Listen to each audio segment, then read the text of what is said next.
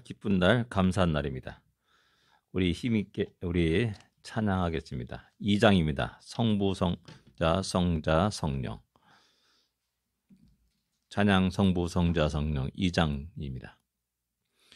찬양 성부, 성자, 성령 성삼위일체께 영원 무궁하게까지 영광을 돌리세 영광을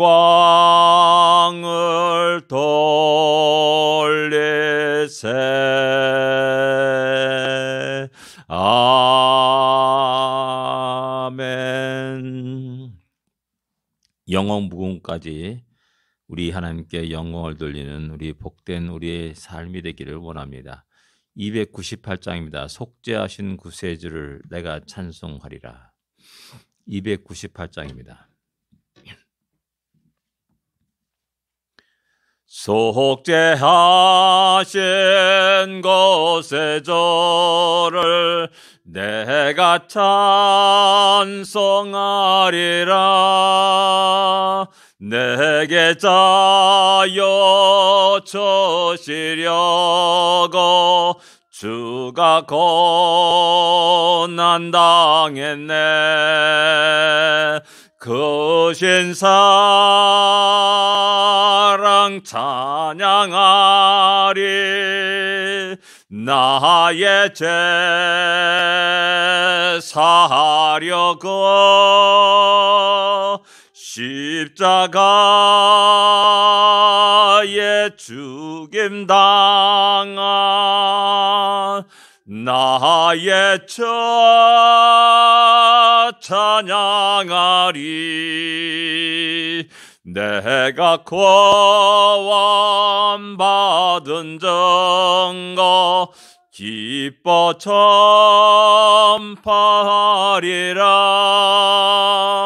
내 죄 모두 담당하신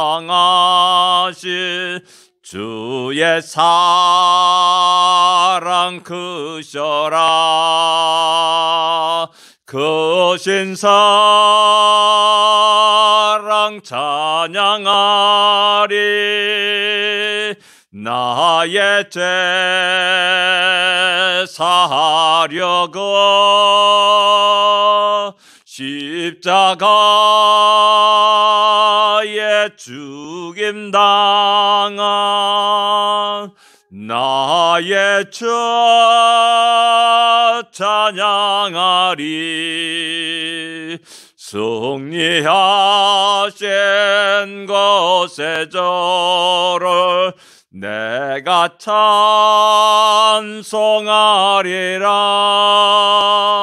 죄와 저금 지옥 권세 주가 모두 이겼네. 그 신사랑 찬양하리. 나의 죄 사하려고 십자가에 죽임당한 나의 죄 찬양하리. 고마우신 구세주를 내가 찬송하리라. 죽음에서 생명으로 나를 인도하셨네. 그 신사랑 찬양하리. 나의 죄 사려고 십자가에 죽임당한 나의 주 찬양하리. 아멘. 이 놀라운 은혜를 늘 기억하면서 우리 하나님께 영원토록 찬양할 수 있는, 찬양하며 영광을 돌리는 우리가 되기를 원합니다. 신앙 고백 드리겠습니다. 전능하사 천지를 만드신 하나님 아버지를 내가 믿사오며 그 외아들 우주 예수 그리스도를 믿사오니 이는 성령으로 잉태하사 동정녀 마리아에게 나시고 본디오 빌라도에게 고난을 받으사 십자가에 못 박혀 죽으시고 장사한 지 사흘 만에 죽은 자 가운데서 다시 살아나시며 하늘에 오르사 전능하신 하나님 우편에 앉아 계시다가 저리로서 산자와 죽은 자를 심판하러 오시리라.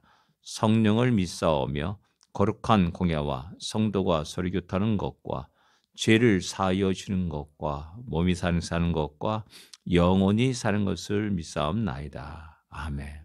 오늘 말씀 사순절 말씀 히브리서 9장입니다. 11절부터 28절까지인데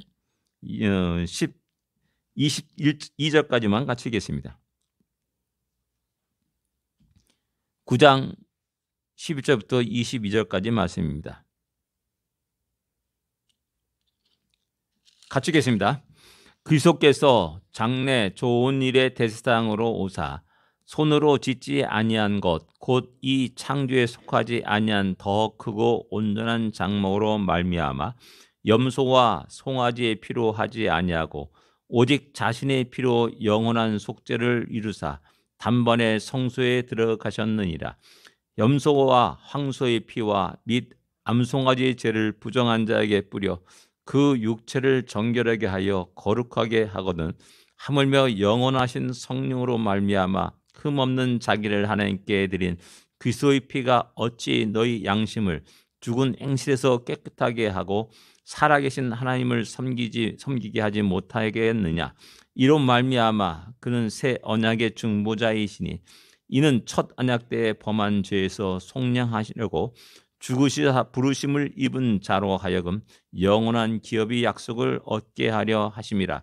유언은 유언한 자가 죽어야 되나니 유언은 그 사람이 죽은 후에야 유효한즉 유언한 자가 살아있는 동안에는 효력이 없느니라.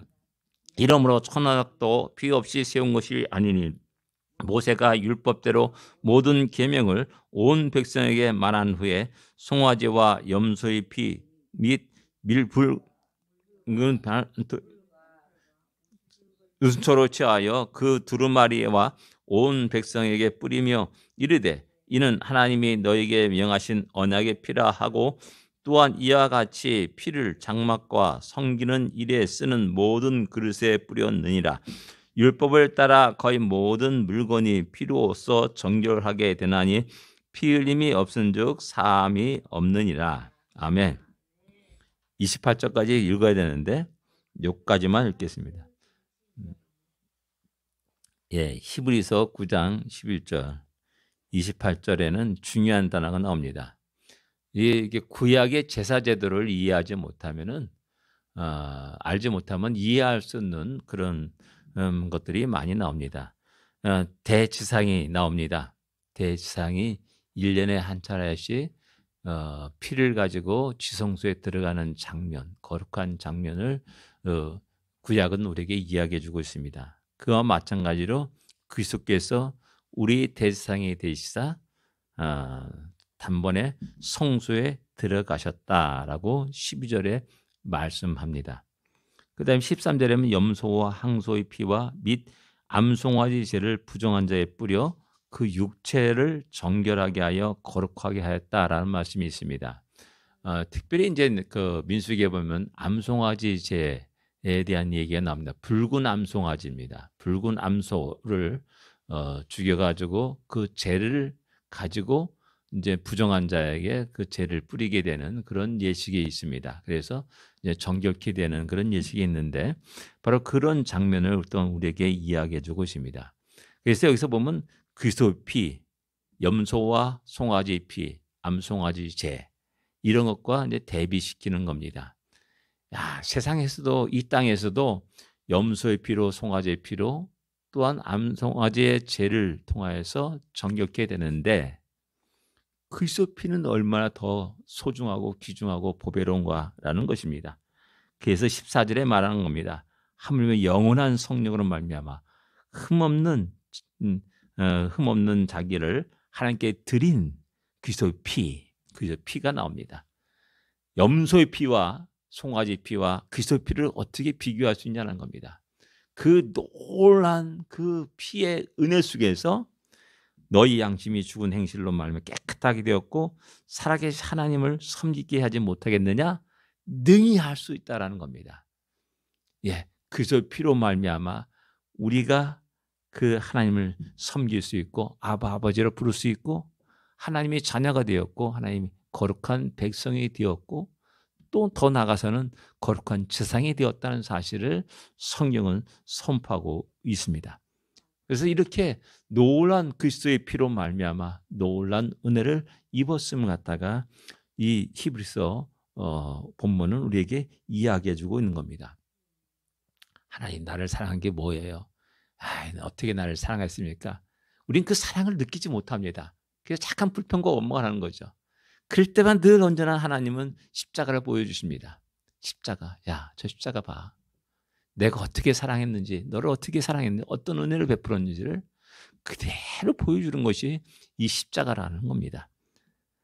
나의 독생자가 너를 위해서 십자가에서 피를 흘렸다라는 사실을 보여주는 게 이 십자가라는 것이죠. 영원한 약속을 유업을 잊게 했다. 15절에는 또 새 언약의 중보다 첫 언약의 때 범죄한 것들을 속량하시고 영원한 기업의 약속을 얻게 하심이라라고 이렇게 말씀하고 있습니다. 그냥 오늘 이 시간에 전 잠깐의 약속이 아니라 영원한 약속, 영원한 기업이라는 겁니다.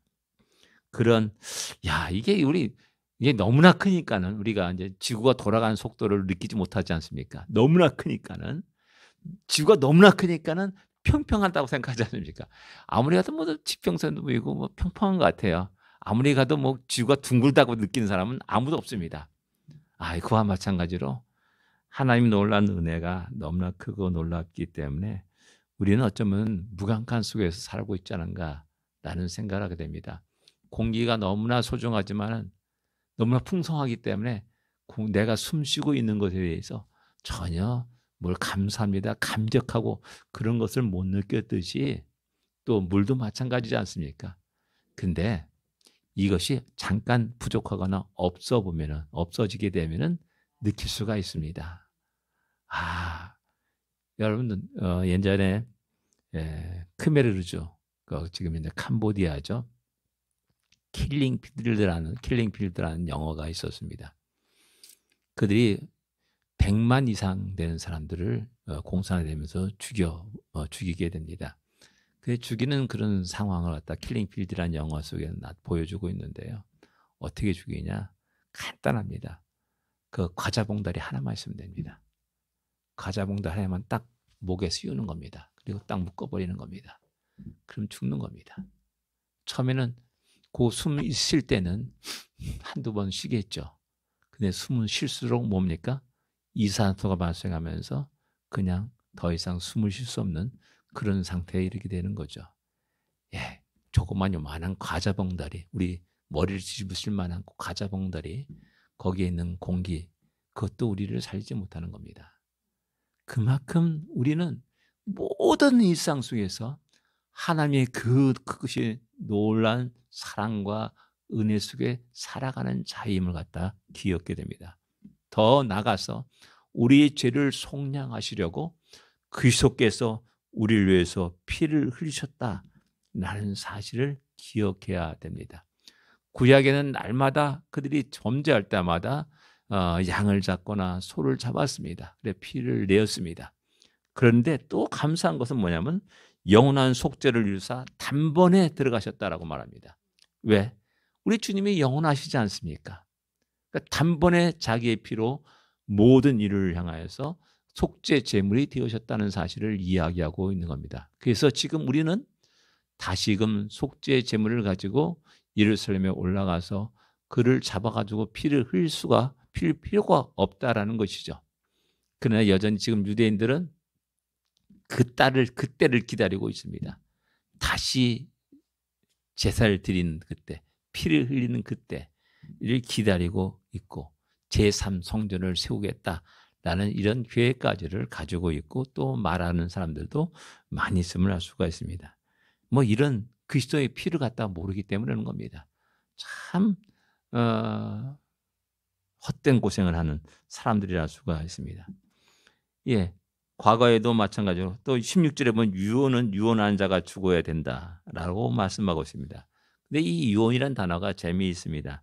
유언이란 단어와 그 앞에 언약이란 단어가 동일한 단어입니다. 같은 단어를 사용하고 있습니다. 뭐 완전히 다른 우리처럼 뭐 언약과 유언 다 다르지 않습니까? 발음도 다르던데 실제 헬라의 성경을 보게 되면 동일한 단어를 사용하고 있는 겁니다. 근데 앞에 보면 언약으로 얘기하고 여기서는 또 유언이라 얘기하고 이게 뭐야? 같은 몇 페이지 떨어지는 것도 아닌데 같은 문장 속에서 쭉 어떤 때 유언이라 말하고 어떤 때 언약이라 말한다는 겁니다. 그런데 이 유언, 언약이란 그 단어의 의미를 생각하면 이해할 수가 있습니다. 따로 세워놓는다는 겁니다. 따로. 그러니까 유대인들의 습성 속에는 그렇지 않습니까? 우리 탕자의 비유에서도 잘 나타나고 있지 않습니까? 아버지가 살아있을 때 이건 네 몫이야. 이건 큰아들 몫이야 라고 이렇게 딱 놓는 겁니다. 약속해 놓는 겁니다. 근데 그것이 유언인 겁니다. 내가 죽으면 이게 효력이 발생하는 겁니다. 그래서 큰아들 거, 작은아들 거 이렇게 나눠가는 거죠. 왜 거기서 탕자라고 말하느냐? 아버지 버젓이 살아있는데 내 몫을 달라라고 말하는 겁니다. 이것이 진짜 아들로서는 도저히 있을 수 없는 일이라는 겁니다. 탕자, 불효자, 호로자식, 그런 비난을 받아 마땅한 그런 아들의 행실이라는 겁니다. 그런 의미에서 보면 어떤 때는 그게 유언이고요. 어떤 때는 그것이 약속인 겁니다. 그 두 가지 종류가 같이 같이 있게 되는 거죠. 그래서 이 유언은, 이 언약은 죽은 자가 지금 유언한 자가 죽어야 효력이 있는 겁니다. 그렇지 않아요. 그 약속을 갖다가 했는데 내가 아버지가 죽어야지 그것이 잘 있게 되는 겁니다. 그런 의미 속에서 또 생각하면 이해할 수 있는 말씀이랄 수가 있습니다. 그리고 이것 또한 이 모든 것이 죽은 후에 유효한즉 유언한 자가 살아있는 동안은 효력이 없다라고 말씀하고 있습니다. 그러니까 아무리 멋진 유언을 하고 약속을 한다 할지라도 내가 버젓이 살아있으면 말짱 꽝이라는 겁니다. 그러면서 그 대표적인 케이스가 우리가 잘 알다시피 뭐냐면 그 미술가들이 이제 그림을 그려놓지 않습니까? 그걸 수집한 사람은 저 사람이 죽어야 되는데 빨리 죽어야 되는데 이래야지 이게 100배, 1000배로 뛰지 않습니까? 살아있는 동안은 계속 작품이 나오기 때문에 희소 가치가 좀 사라져요. 근데 돌아가시는 순간부터는 이제 딱 제한되어 있는 겁니다. 작품 수가. 그러니까 그것을 소유한 사가 엄청난 떼돈을 벌게 되는 거죠. 그런 의미에서 보면 또 참 잔인한 것 같습니다. 예, 이런 약속, 언약들이 얘기하는데 그 언약은 반드시 죽음이 있어야 돼. 죽어야 된다. 죽는다는 건 뭐냐? 꼭 반드시 피 흘림이 있어야 된다라는 것을 의미하고 있는 겁니다. 그래서 구약은 피 뿌리는 예로서 모든 것들을 정결케 했다라고 말하고 또 22절에는 피 흘림이 없으면 또한 사함이 없다라고 이야기하고 말씀하는 겁니다. 그런데 중요한 건 28절부터 23절부터는 뭐냐면 그리스도의 피를 이야기하게 되는 겁니다. 단번에 우리 주님께서 죽으시고 피를 흘렸다라고 말씀하는 겁니다. 그래서 또 이렇게 보면 20절에 우리가 너무나 잘 알고 있는 말씀, 한 번 죽는 것은 사람에게 정해진 것이요 그 후에는 심판에 있으리니라고 말씀하고 있습니다. 우리 이 말씀을 잘 이야기하는데 이 말씀의 진정한 뜻이 뭐냐면은 28절에 나오고 있습니다. 이와 같이 우리 주님도 이렇게 담당하시려고 단번에 들이신 바 되셨다라고 말씀하는 겁니다. 예, 일반적인 우리 인간의 그 일생을 얘기하는 것이 아니라 그것과 함께 우리 주님이 단번에 제사를 드리신 사건을 갖다가 이야기하면서 우리가 얼마나 큰 은혜를 입었는지 우리 삶 모든 것 속에서 그것을 좀 느끼면서 무시무시 느끼면서 살 것을 갖다가 우리에게 이야기하고 흔들리지 말고 믿음에 굳게 설 것을 갖다가 끝없이 이야기하고 말하고 있는 겁니다. 아까도 말씀드렸듯이 공기가 너무나 풍성하기 때문에 공기에 대한 감사를 느끼지 못하고 살아가는 사람이 있습니까? 하나님의 은혜가 너무나 크고 놀라운데 그것을 느끼지 못하고 살아가는 사람이 있습니까? 다시 한번 우리가 이 말을 할 때, 야, 진정 그렇구나. 나의 모든 삶이 살아가는 삶이 기적의 역사이고 또 하나님의 은혜의 역사라는 사실을 기억하면서 오늘도 하나님께 감사드리며 하나님께 영광을 돌리며 기쁨으로 감사하고 힘있게 승리하는 우리가 되기를 원합니다. 기도하겠습니다. 하나님 아버지 은혜를 감사합니다. 감사합니다. 감사합니다. 늘 즐겁고 기쁘게 주님 안에서 살아갈 수 있도록 은혜 내려 주시옵소서. 한시도 순간순간도 그 은혜를 아버지 잊지 않게 하여 주시옵시고 아버지 우리의 즐거움과 기쁨과 감사를 통해서 하나님 영광 받아 주시옵시고 늘 우리가 그 은혜 속에서 새 힘을 얻고 승리하는 우리 모두가 되게 하여 주시기만을 간절히 바라고 원합나이다. 하나님 이 하루를 복되게 하여 주시옵소서. 승리하며 하나님께 영광을 돌리는 복된 하루가 되게 하여 주시옵소서. 예수님으로 간절히 기도드립니다. 아멘. 하늘에 계신 우리 아버지여 이름이 거룩히 여김을 받으시오며 나라의 마옵시며 뜻이 하늘에서 이루어진 것 같이 땅에서도 이루어지리이다.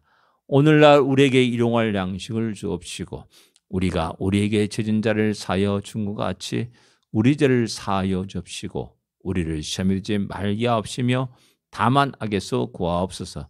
내게 나라와 권세와 영광이 아버지께 영원히 있사옵나이다. 아멘. 승리하십시오. 복된 하루가 되십시오.